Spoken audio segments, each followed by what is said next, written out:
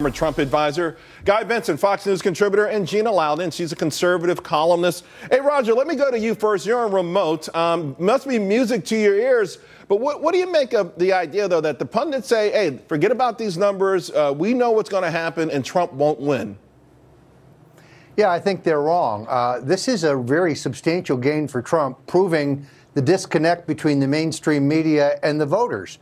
The temporary ban on Muslim immigration pending our setting up a system that can actually weed out the terrorists, which was universally denounced almost by his Republican opponents and the mainstream media and the Democrats last week, has catapulted him up 11 points since the last Fox poll. He is on his way to being nominated, and with Christmas and the holidays and the caucuses being not very far away, I don't expect these numbers to change at all. I think Trump-NATO continues unabated. All right, Rich. You initially, I wouldn't say you wrote it off, but you admittedly say now that this has definitely gone longer and stronger than you initially thought it would. The conventional wisdom about Trump: first, it's a summer fling. Well, that wasn't right. Second, his poor debate performances will sink him. No, that didn't happen. Then, just several weeks ago, people were saying he has a 25% ceiling. Well, he has busted through that glass ceiling. And some of the internals, Charles, here are just astonishing. He has 46% among men. Nearly 50% of Republican men are supporting Donald Trump. Guy, you wrote a piece, The Trump Cult of Personality and Its Conservative Media Enablers. Yeah. Is it all the free airtime that he's getting, whether it's good or bad? There was an old saying, there's no such thing as bad publicity. I mean, every time you turn on TV, you never see Bernie Sanders. I rarely see Hillary. And only until this week have I even heard the name Rubio and Cruz. Yeah. He's crowding out coverage of other people and their ideas. That's definitely a big part of it. And again, if you look at this new poll, over the last week, there have been 4 major national polls. The first one from NBC News showed the race roughly static, with Cruz gaining, Rubio gaining. The other one showed Trump really pulling into significant leads. This is the final one. I think it's the sort of the tiebreaker.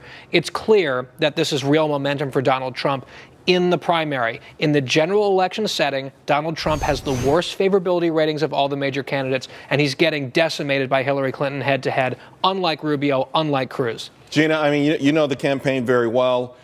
I don't know if they're worried about this or not, or if the idea is, hey, let's win this first and then worry about this later. But this is startling. As startling as Trump's lead is versus his Republican opponents, a 16-point swing. I mean, they've got Hillary crushing him in the general election if it were held today. The good news for the Trump campaign is he's not running against Hillary yet. He's running in a multi-way primary with however many Republican candidates, and that's who he's trying to beat. And it's interesting, Charles, because I interviewed him this week after the debates, and I asked him this question. I said, how will you celebrate your victory if you get the nomination? He said, I won't celebrate. I have Hillary to beat after that. And that's how he sees it. It's about biting off this piece, winning, and then going after him. Another thing I think is really notable, Charles, his ratings have gone up on qualified to be commander-in-chief. You look at Marco Rubio in that debate. Trump doesn't know what the nuclear triad is, okay?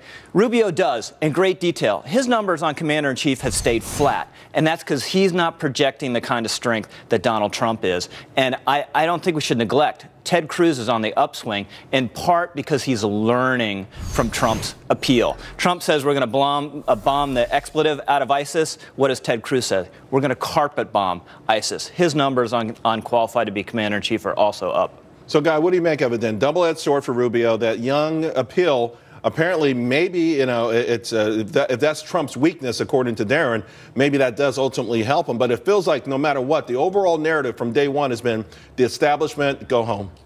Yeah, I mean, that's definitely been the case. And Trump is the personification of a giant middle finger to the establishment. And he's, it's working for him.